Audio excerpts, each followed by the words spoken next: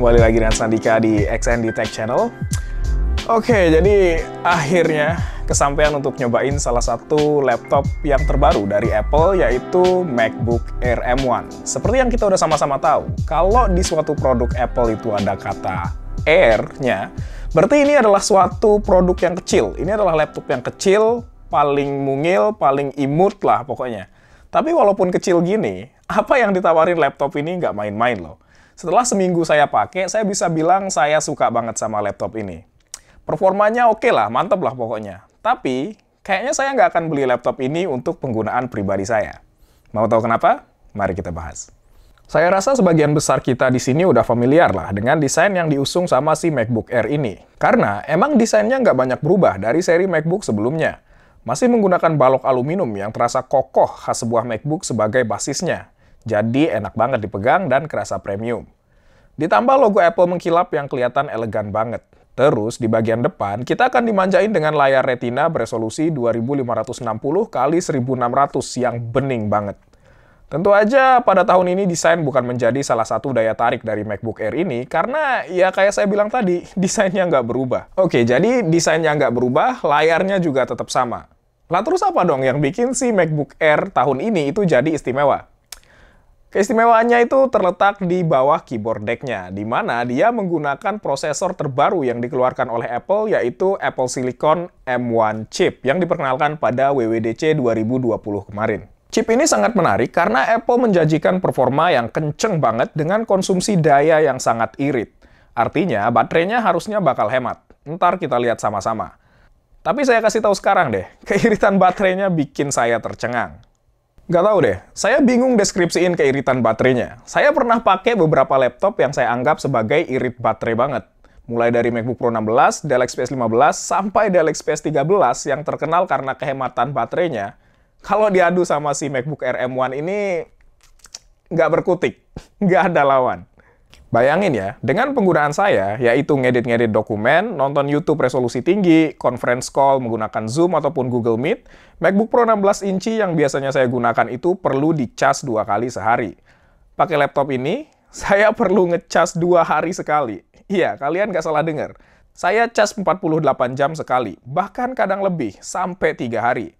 Jadi, buat teman-teman yang perlu beresin kerjaan di luar rumah, udahlah.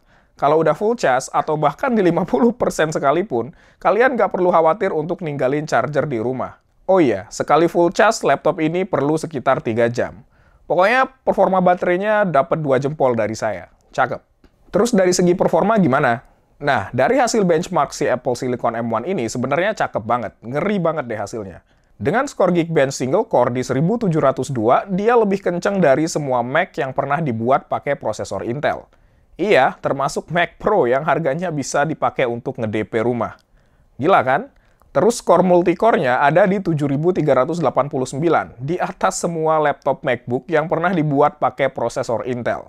Jadi kalau untuk kerjaan harian udah nggak ada masalah deh. Semua yang terkait sama browser, edit dokumen, nonton video, semuanya lancar tanpa kendala, dengan konsumsi baterai yang super irit. Terus, saya juga coba pakai laptop ini untuk ngedit suatu project 4K menggunakan Final Cut Pro. Dan pengalaman saya selama ngedit berjalan lumayan smooth sih. Maksudnya, saya nggak nyangka bisa semulus itu ngeditnya untuk suatu device yang sekecil ini. Scrubbing, playback, cut, dan ngasih efek ke klip lancar semua. Lalu project berdurasi 14 menit tersebut saya coba ekspor dengan laptop ini. Ya, sebenarnya waktu ekspornya atau rendernya biasa aja sih, 12 menit 47 detik. Mirip-mirip lah dengan laptop yang lain. Tapi yang bikin saya heran adalah selama proses ngerender tadi, saya sama sekali nggak bisa dengar suara kipas laptop ini. Karena ya sebenarnya laptop ini nggak punya kipas. Dia nggak ada kipas di dalam bodinya. Beda cerita kalau saya ngerender project yang sama menggunakan MacBook Pro 16 inci. Wih, suara kipasnya itu kedengeran kayak ada pesawat jet yang lagi siap take off di depan saya. Tapi kalau yang ini, si MacBook Air M1, bener-bener hening. Dan nggak kerasa panas sama sekali. Hangat doang. Anget dikit banget sampai hampir nggak kerasa di tangan. Asli, gila banget soal performa dan temperatur, saya nggak bisa komentar apapun. Tapi memang, karena Apple M1 chip ini menggunakan arsitektur yang berbeda dengan arsitektur yang digunakan oleh prosesor-prosesor Intel pada MacBook sebelumnya, sebenarnya aplikasi-aplikasi yang dibuat untuk prosesor Intel tersebut tidak bisa berjalan pada M1 chip ini. Tapi tenang, sebenarnya Apple sudah menyiapkan semacam penerjemah untuk menerjemahkan kode-kode yang ada pada arsitektur yang mendukung prosesor Intel agar dapat dijalankan pada arsitektur yang digunakan oleh M1 saat ini. Penerjemah tersebut dinamakan Rosetta 2 tepatnya. Selama pengalaman saya sih menggunakan laptop ini, Rosetta berjalan dengan cukup baik. Jadi untuk aplikasi-aplikasi yang sebenarnya belum mendukung sepenuhnya untuk berjalan di M1 chip, seperti Discord dan Spotify misalnya, itu sebenarnya dapat berjalan tanpa hambatan yang berarti. Ya bisa dibilang sangat lancar lah pas saya coba pakai aplikasinya. Karena sebenarnya masalah kompatibilitas ini menjadi suatu faktor yang sangat penting, khususnya untuk teman-teman yang berencana untuk menggunakan laptop ini sebagai pekerjaan harian atau laptop untuk bekerja harian. Di mana kalian mungkin membutuhkan aplikasi-aplikasi tertentu yang bisa jadi belum didukung oleh si M1 chip ini.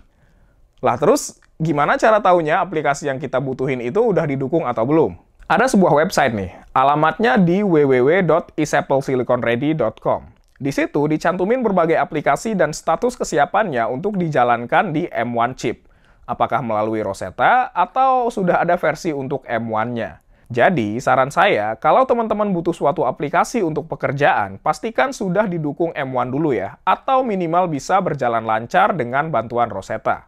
Jadi, kekuatan terbesar laptop ini adalah dia secara keseluruhan merupakan laptop yang kenceng banget dengan baterai yang fantastis.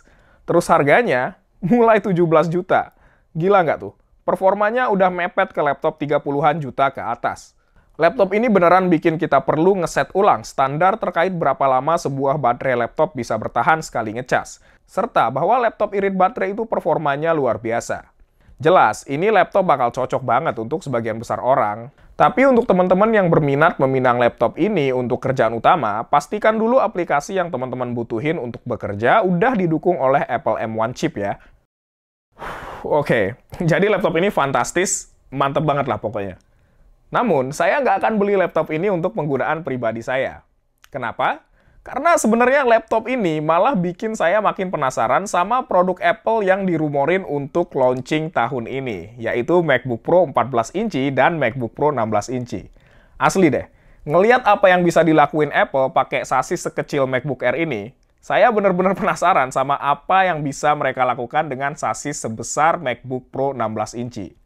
Bayangin performa dan ketahanan baterainya. Asli, nggak sabar banget. Jadi, mari kita sama-sama tunggu rilisnya ya. Sekian video kali ini, kita jumpa lagi di video berikutnya.